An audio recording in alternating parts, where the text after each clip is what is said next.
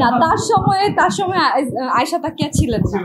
না, আমি অভিনয় একদমই ভয় পাই না। ফ্যাশন মডেলিংটাকে আমি অনেক বেশি স্মার্ট, পশ অ্যান্ড আমি এটাকে অনেক বেটার মনে করি। আমার বড় পর্দায় বা অভিনয়ে কাজ করা আমার আপাতত কোনো ইচ্ছা নেই।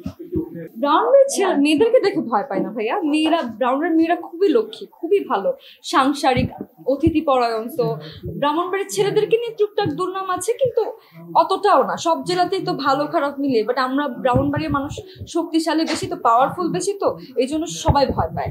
কি করবে, ওদের শক্তির সাথে তো কেউ পারে না, অন্য জেলার মানুষগুলো পারে না, এই জন্য ভয় পায়। আমরা যা হতে পারি না তাকে নিয়ে আমরা সমালোচনা করি। আমি কারমায় বিশ্বাস করি আপনি যা করবেন আরেকজনের সাথে, সেম জিনিসটা আপনার কাছে ফেরত আসবে কখনো না কখনো। ভাইয়া, ও আঘাত করেছিল তার ব্যর্থতা, আমার তো কিছু না। আমি যদি কাউকে ভালোবেসে থাকি, আমি যদি কারোর প্রতি লয়াল থেকে থাকি, সে যদি কখনো আমার সাথে বিট্রে করে, তো সে আমাকে হারালো, আমি তো তাকে হারালাম না। এটা আসলে এক্সাম্পল দিয়ে শেষ করা যাবে না। আমি মনে করি ভালোবাসার প্রতি দায়িত্ব এমন কিছু যে আপনি একটা মানুষকে পরিপূর্ণভাবে সাপোর্ট করে যাচ্ছেন, সে যেরকমই হোক তাকে পরিবর্তন করার চেষ্টা করছেন না। তার যে কমতিগুলো আছে সেই জায়গাগুলোতে আপনি তার জন্য কাজ করে যাচ্ছেন, আমার কাছে এটাই দায়িত্ব। আমি অ্যাজ এ মডেল, আমি আমার মডেলিং ক্যারিয়ারটাকে অনেক বেশি এনজয় করছি। আমি ফ্যাশন ইন্ডাস্ট্রিটাকেই পছন্দ করি। আমার বড় পর্দায় বা অভিনয়ে কাজ করা আমার আপাতত কোনো ইচ্ছা নেই। না, আমি অভিনয় একদমই ভয় পাই না, কিন্তু আসলে আমি যে সেক্টরে আছি, ফ্যাশন মডেলিংটাকে আমি অনেক বেশি স্মার্ট, পশ অ্যান্ড আমি এটাকে অনেক বেটার মনে করি।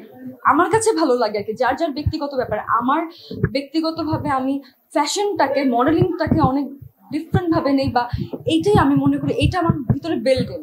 সো অভিনয়টাতে আমি কখনো যেতেও চাই না। হ্যাঁ, অনেকে বলে যে যারা মডেলিং করে তারা নাকি ফিউচারে তাদের মডেলিং ক্যারিয়ারটাকে প্রশস্ত করার জন্য আপনার অভিনয়ে যায়, কিন্তু আমি কখনোই চাই না যে আমি আমার মডেলিং ক্যারিয়ার আমার যতটুকু হবে আলহামদুলিল্লাহ, এরপরে হয়তো আমি কোনো বিজনেসে যাবো বা আমার নিজের কোনো বুটিক্সে যাবো, বাট আমি অভিনয়ে যাবো না। আমার স্টার্টিং ছিল আপনার টিভিসি ওবিসি নাটক থেকেই।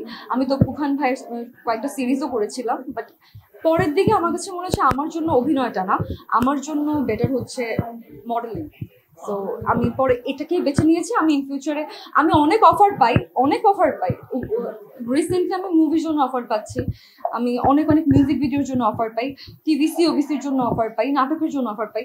মোটামুটি সব সেক্টর থেকে আমাকে মানুষ নক করে, বাট আমি আমার কাজের ক্ষেত্রে আমি খুবই সিরিয়াস। আমার কাজের আমি ফ্যাশন বাদে আমি অভিনয়ের দিকে যাবো না, আমি না করি তাদের।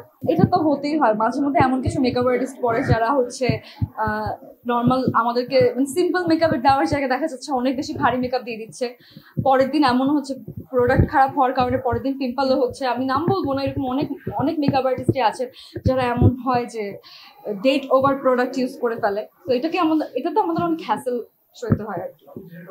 ভাইয়া, প্রসাধনী হোক, বাজারের ফলমূল, কাঁচা কলা বা আপনার সবজি হোক, যে কোনো কিছুই হোক, কোনো প্রোডাক্টের যখন দাম বাড়ে, এটা সবসময় আমাদের রেগুলার লাইফে অনেক বড় একটা ইম্প্যাক্ট ফেলে।